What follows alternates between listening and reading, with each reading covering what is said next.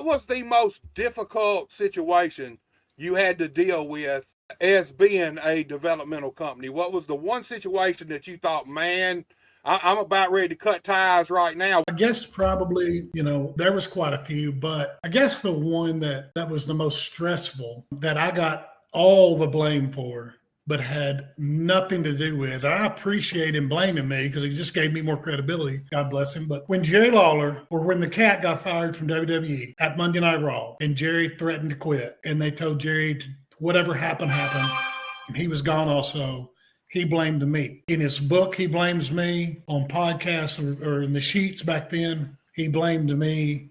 And I don't really know what I could have done to get her terminated. I think she knows probably, and they know more so what happened than I do. I'm not even going to speculate it. And, I've had my times in the past where, I just kind of speak my rough side opinion, and maybe that's good and maybe that's not. But I mean, I'm going to try to go down the middle on it. And, it's just, and here was the problem for me. So obviously you're in Memphis, Tennessee, and Jerry Lawler is a huge part of Memphis wrestling. He's always been a big part of it. And I got the call, says, all right, here's the deal.